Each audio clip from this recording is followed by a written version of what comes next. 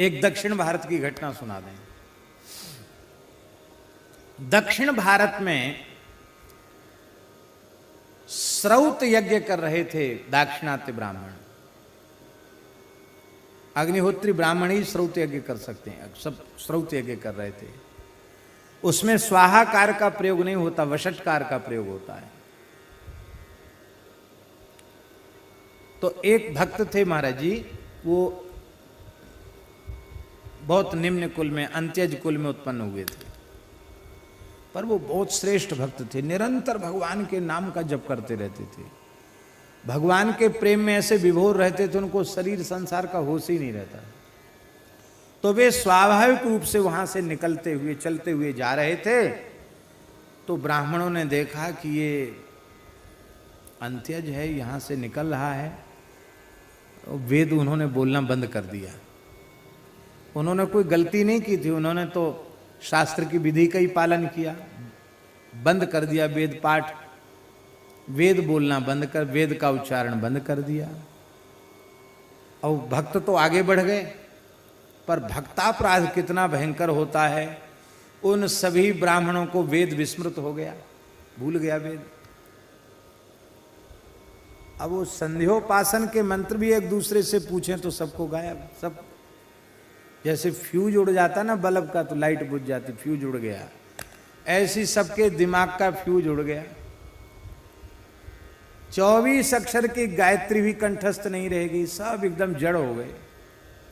अब विचार करने लगे आखिर हुआ क्या। हम लोग अपनी अपनी शाखाओं के वेद वेदांग के सहित हमें कंठस्थ हैं, बड़े बड़े विद्वान, ये सब हुआ क्या। विचार करने लगे कि आखिर ऐसा क्या अपराध बना, एक साथ सबकी बुद्धि विद्या कहाँ चली गई। अब हमें तो संध्या तक के मंत्र भूल गए, हमारे तो धर्म कर्म सबका लोप हो गया, यज्ञ भी पूरा नहीं होगा, अब क्या होगा। उनके मन में आया कि कहीं हो ना हो, इसको देखकर हम लोगों ने बोलना बंद किया था। ये सुनते हैं कि भगवान का भक्त है रंगनाथ जी का, कहीं ऐसा तो नहीं इस भक्त के प्रति ये भाव आने से ऐसा हुआ हो सकता है ऐसा हो, ऐसा उनके मन में आया। तो चलो भाई खोजो उसको। तो चल पड़े उस दिशा में जिधर की ओर वो गए थे। वो अपने आराम से जा रहे थे। उन ब्राह्मणों ने बोला, ए महाराज सुनो सुनो सुनो, ठहरो ठहरो, ठहर गए। ब्राह्मणों ने कहा, महाराज हमारा वेद भूल गया है, हमारे धर्म कर्म का लोप हो रहा है, आप हमारे धर्म कर्म को बचाओ। ब्राह्मणों को देख करके वे भक्त तो भगवान के प्रेम में विभोर थे। बोले, वाह, हम तो आपसे बात करने योग्य नहीं हैं, आप हमारा मुंह देखने के लायक हम नहीं हैं, और आप इतने ब्राह्मणों ने कृपा की है। ब्राह्मण तो भगवान का स्वरूप होता है। साष्टांग लौट के धरती पर उन्होंने प्रणाम किया। बोले, महाराज क्या बात है, आप सब क्यों कष्ट किए हो। बोले, महाराज क्या बता मैं, हमारा सबका वेद भूल गया। तो हमने तो देखा तक नहीं कि यहाँ कुछ हो रहा है, कोई बैठा है, हम तो अपने मस्ती में चले गए, हमने नहीं देखा आप लोगों की ओर। पर यदि आप लोगों के मन में ऐसा आता है कि हमारे प्रति हीन बुद्धि करने से आपको वेद भूल गया है, तो हम भगवान से प्रार्थना करते हैं आप सबको वेद की पुनः स्मृति हो आवे। नहीं भाई, फिर भी। तब उन्होंने कहा कि भगवान के नाम की ऐसी महिमा है कि संपूर्ण वेद मेरे भीतर प्रकाशित हो रहे हैं, लेकिन शास्त्र की मर्यादा के कारण हम आपको उपदेश नहीं कर सकते, पर संकेत जरूर करेंगे। तो वो जो मंत्र आगे था ना, उस मंत्र के आरंभ में ब्रीही शब्द था। क्या शब्द था? ब्रीही। और ब्रीही माने होता है धान्य। तो धान के खेत की मेड़ पर वो खड़े थे, उन्होंने एक मुट्ठी ब्रीही उखाड़कर जैसी ब्राह्मणों को दिखाई, ब्राह्मणों को विस्मृत वेद की पुनः स्मृति हो आई, और वे वेद पाठ करते करते अपनी यज्ञशाला में लौट आए। ये है नाम की महिमा।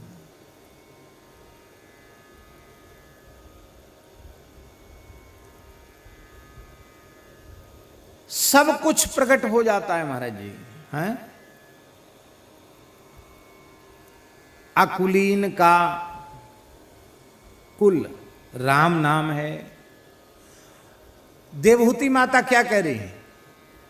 अहो बतस्वप चोतो गरियान यज्जुहुवाग्रे वर्तते नाम तुभ्यम ते पुस्तपस्ते जुहुबुहु सस्नुरार्या ब्रह्मानुचुर्नाम गृणन्त्येते। वह चांडाल के कुल में जन्म लेने वाले भी श्रेष्ठ हैं, जिनके जिह्वा के अग्रभाग पर आपके पवित्र नाम का नृत्य होता रहता है। ते पुहु तपः, जिसने आपके नामों का कीर्तन कर लिया, भले ही वह नीच कुल में उत्पन्न हुआ है, उसकी कोई तपस्या बाकी नहीं, सारी तपस्या हो गई।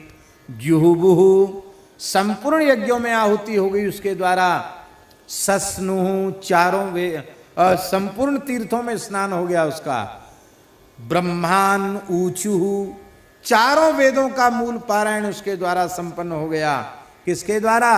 नाम गृणन्त्येते, जो आपके नाम का गृणन्ति माने कीर्तयन्ति, आपके नामों का कीर्तन करते हैं, उनका कोई भी शुभ कर्म बकाया नहीं है। राम जी के चरित्र में ही देख लीजिए महाराज जी, निषाद कोई कुलीन नहीं होता है। निषाद, सबरी, स्वपच, ये सब अकुलीन ही थे, लेकिन राम जी के नाम की महिमा से सब परम पवित्र हो गए। लोक वेद सब भांति ही नीचा, जासु छायल छुई ले सींचा, तेहि भरी अंक राम लघु भ्राता, मिलत पुलक परिपूरित गाता। भरत जी ने ऐसे निषाद राज को अपनी भुजाओं में भर के हृदय से लगाया। और इतना ही नहीं, जब निषाद राज ने वशिष्ठ जी को दूर से ही दंडवत प्रणाम किया, तो राम सखा ऋषि बरबस भेंटा, जनु मही लुठत स्नेह समेटा। क्या बढ़िया उपमा है, जनु मही लुठत स्नेह समेटा।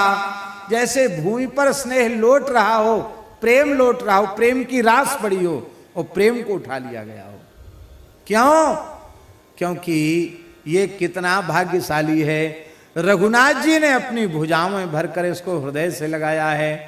तो वशिष्ठ से बड़ा कोई कुलीन नहीं और निषाद जैसा अकुलीन, पर वशिष्ठ जी ने भी उसको हृदय से लगा लिया। ये किसकी महिमा है? ये श्री राम नाम की महिमा है। ये कुलीन के भाग्य में भी जो सम्मान दुर्लभ है, वह सम्मान अकुलीन को मिल गया। ये है राम नाम, अकुलीन का कुल है। यही सम निपट नीच को नाही, बड़ वशिष्ठ सम को जगमाए। लेकिन आज वह धन्य हो गया।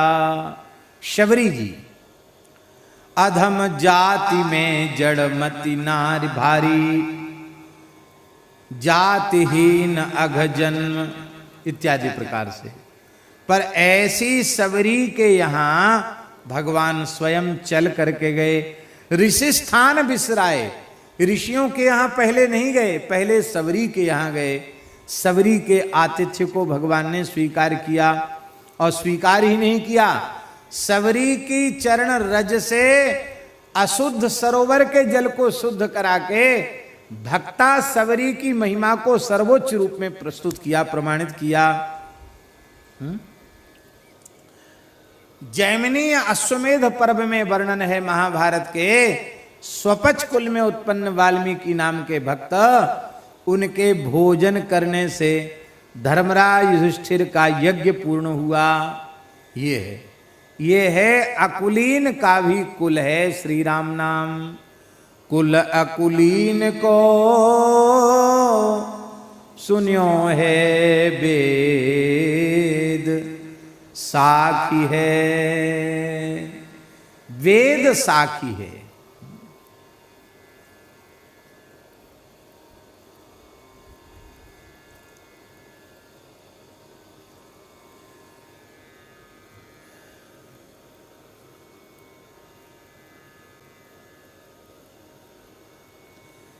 एक डोम आया, डोम दर्शन करते हुए आया, अयोध्या से आया था। उसको पता चला कि हमारे राम जी का चरित्र लिखने वाले बाबा जी बनारस में ही रहते हैं। तो 80 घाट पर तुलसीदास जी महाराज बैठ के माला फेर रहे थे, तो वो डोम अयोध्या जी का था।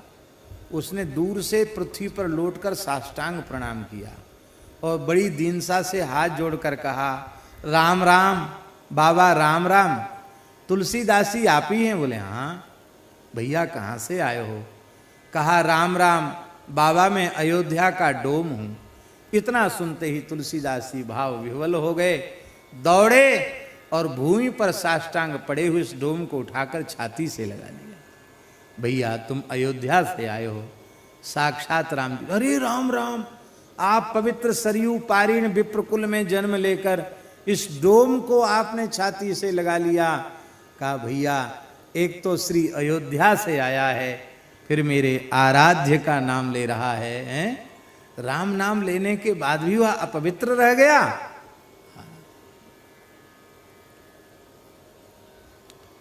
हम लोग खेड़ापा धाम में थे। आचार्य चरण का चरित्र, श्री रामदास जी महाराज की वाणी, श्री दयालदास जी महाराज की वाणी और उस परंपरा का जो साहित्य है, क्या अद्भुत महाराज। किसी पवित्र विप्रकुल में जन्म हुआ था उनका, लेकिन कैसा अद्भुत जीवन। पूर्व जन्म में श्री रामदास जी महाराज त्रिदंडी सन्यासी थे, वैष्णव सन्यासी थे, बड़े उच्च कोटि के भगवान के भक्त थे। और जो दयालदास जी महाराज हैं राजगुरु थे, बड़े प्रकांड विद्वान थे, उनके शिष्य थे। एक निम्न कुल के व्यक्ति की पूजा गुरु जी ने स्वीकार कर ली, तो उनको अच्छा नहीं लगा। बोले महाराज, आपने इस अंत्यज की सेवा को, पूजा को स्वीकार कर लिया। आपने कहा कि रे भाई, ये सत्संग करता है, राम नाम का जप करता है, भगवान का भक्त है, तो क्या हुआ इससे? हमने पूजा स्वीकार कर ली तो क्या हो गया? और बोले नहीं महाराज, ये तो हमको समझ में नहीं आई आपकी बात। तो बोले आपको इसी शरीर से आपका मोक्ष होने वाला था, लेकिन भक्ति की महिमा अभी तुम्हारी समझ में नहीं आई है, इसलिए तुमको अंत्यज कुल में, चर्मकार मानकर तुमने घृणा की ना, तो इसी चर्मकार कुल में, अंत्यज कुल में जन्म लेना पड़ेगा तुमको, गुरुजी ने कहा। बोले हम तो ले लेंगे जन्म, लेकिन मेरी एक प्रार्थना है, हम आपके चरण नहीं छोड़ सकते। हमारा जन्म आपके ही द्वारा हो, आप ही मेरे पिता बने और आप ही मेरे गुरु बने। बोलो भक्त वत्सल भगवान की जय। गुरु जी बोले चलो हमको भी आना पड़ेगा। और श्री रामदास जी महाराज का अवतरण खेड़ापा में तो हुआ अवतरण, और कहां हुआ? और फिर उनके पुत्र और उनके शिष्य श्री दयालदास जी महाराज, जिनकी ऐसी कठोर तपस्या कि कराल कलिकाल में अप्सरा, इंद्र के द्वारा भेजी हुई अप्सरा उनके भजन को डिगाने आई, लेकिन अप्सरा की ओर आंख उठाकर नहीं देखा। यह है राम नाम की महिमा। ऐसी निर्विकारता नाम जापकों को प्राप्त हो जाती है। और वो महाराज अप्सरा को बड़ा अपमान का अनुभव हुआ, हमारी तरफ देखते नहीं, शाप दे दिया उसने, अंधे हो जाओ, नेत्रहीन हो जाओ। नेत्र चले गए दयालदास जी के। गुरुजी से कहा महाराज ऐसे ऐसे हो गया, नेत्र ज्योति चली गई। तब गुरुजी ने कहा ठाकुर जी को पुकारो। कौन सा ग्रंथ है? करुणा सागर। ऐसा गोविंदु कृपा सिंधु दीन बंधु राम जी। और वो करुणा सिंधु नामक ग्रंथ आज भी उसका पाठ करुणा सागर, उसका पाठ करते करते लोगों की सब कामनाएं पूरी हो जाती। आज भी सारी कामनाएं पूर्ण हो जाती। महाराज जहां उन्होंने भजन किया, इंद्र उनका दर्शन करने आया। आपकी भजन करते करते माला टूट गई तो इंद्र ने प्रकट होकर उनकी माला को तत्काल पो दिया, गो दिया माला को। ये किसकी महिमा? ये है राम नाम की महिमा। एक दो चरित्र ऐसे नहीं हैं, असंख्यों चरित्र भक्ति साहित्य में हैं। कुल अकुलीन को, अकुलीनों का भी कुल श्री राम नाम है। सुन्यो है वेद साखी, वेद में इस बात की साक्षी है। बोलो भक्तवत्सल भगवान की जय। आथर्वणी श्रुति, अथर्व वेद की श्रुति में ऐसा लिखा है, यश्चांडालोपि रामेति वाचम वदे तेन स संवदे तेन स संवसे तेन स भुंजीयात। लिखा हुआ है राम राम राम ऐसा उच्चारण करने वाला जो चांडाल है उससे भी भेद नहीं रखना चाहिए। यही कारण है हमारे यहाँ विरक्त संतों की परंपरा में यद्यपि वर्णाश्रम धर्म के प्रति पूर्ण निष्ठा, पूर्ण श्रद्धा रखते हैं और मर्यादा, हमारे यहाँ पुराने संतों में रसोई में कौन जाए, पूजा में कौन जाए, ये मर्यादा भी है। लेकिन भगवान के शरण में आने वाले सभी साधक एक पंक्ति में बैठकर प्रसाद पाते हैं, क्योंकि सब राम नाम जपने वाले हैं। और ये ना हो तो एक पंक्ति में बैठ के पाएंगे? आप लोगों को तो शायद पता न होगा, पर ब्राह्मणों में तो इतना आचार विचार रहता है कि ब्राह्मण भी ब्राह्मण के यहाँ भोजन नहीं करता। हाँ, ब्राह्मण के यहाँ भोजन नहीं करता।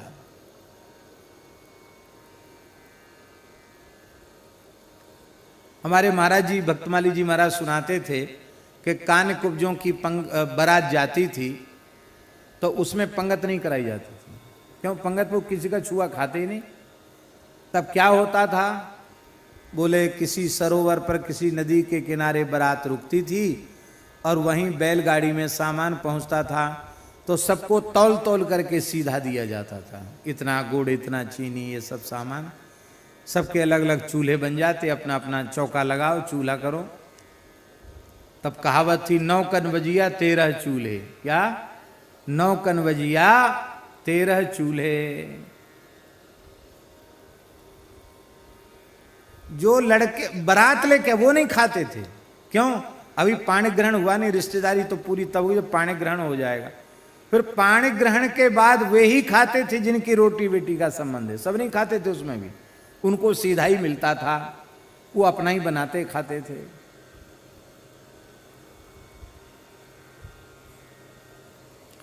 हमारे पूज्य गुरुदेव भक्तमाली जी के पूज्य पिताजी पंडित श्री लक्ष्मण प्रसाद जी त्रिपाठी,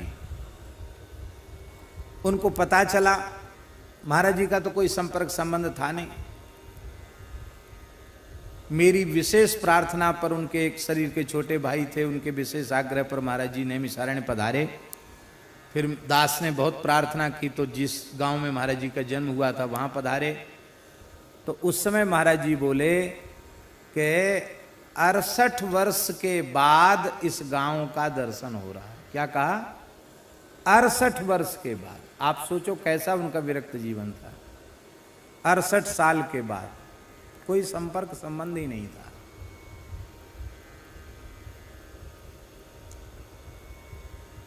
तो पता चला तो वह हनुमानगढ़ी, बाद में उनको पता चला कि कहाँ रहते हैं, तो गोवर्धन लक्ष्मण मंदिर पहुंचे।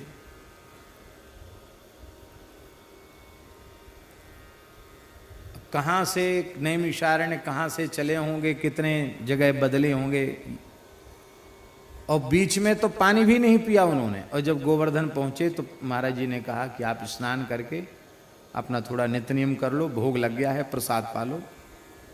तो स्नान किया, सारा नित्य नियम किया। बोले आप लोग खाओ, हम तो नहीं खाएंगे। क्यों?